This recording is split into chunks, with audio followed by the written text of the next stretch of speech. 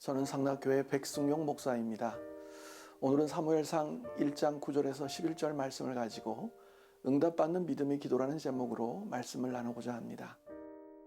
한나가 마음이 괴로워서 여호와께 기도하고 통곡하며 소원하여 이르되 만군의 여호와여, 만일 주의 여종의 고통을 돌보시고 나를 기억하사 주의 여종을 잊지 아니하시고 주의 여종에게 아들을 주시면 내가 그의 평생에 그를 여호와께 드리고 삭도를 그의 머리에 대지 아니하겠나이다.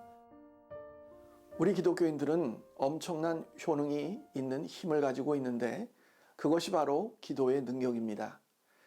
예수님께서는 요한복음 14장 14절에 내 이름으로 무엇이든지 내게 구하면 내가 행하리라고 말씀하셨습니다.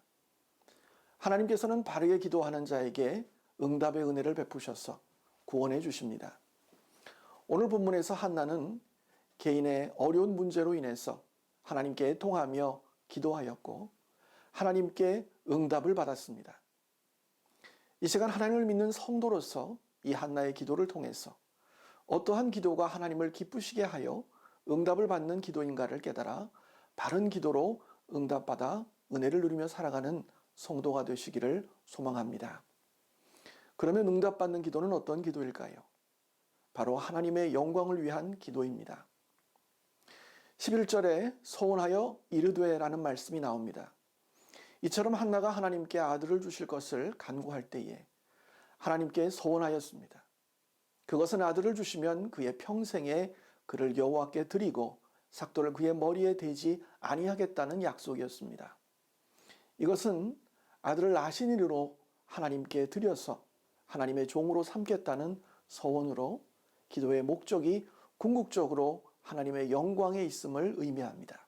하나님께서는 자신의 종욕을 위하여 구하는 기도에 응답지 아니하시지만은 하나님의 영광을 위하여 간구하는 기도는 응답해 주시는 것입니다.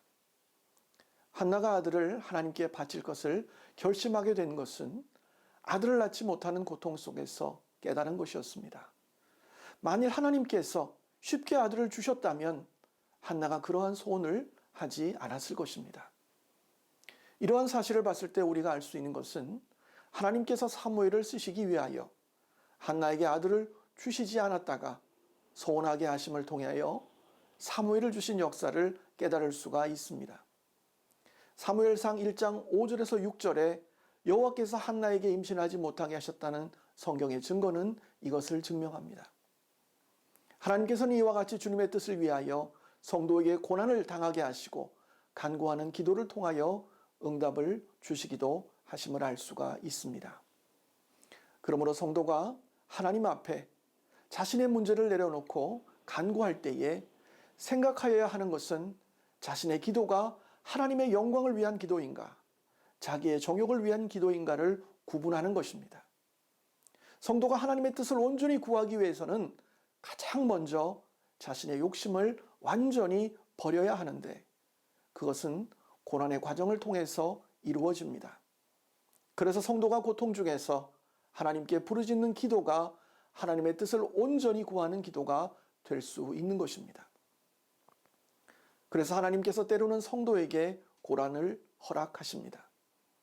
그러므로 성도는 고난을 당할 때 하나님의 뜻이 무엇인가를 깨닫고 그 뜻을 위하여 간구해야 합니다.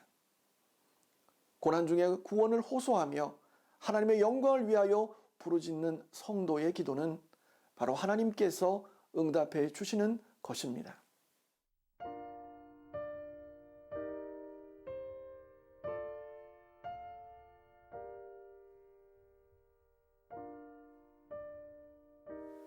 성도 여러분, 이 시간 하나님께 영광을 돌리는 기도를 통해서 하나님의 크신 사랑과 은총으로 여러분이 구하는 것 모두 응답받는 귀한 축복이 임하시길 주님의 이름으로 축원합니다.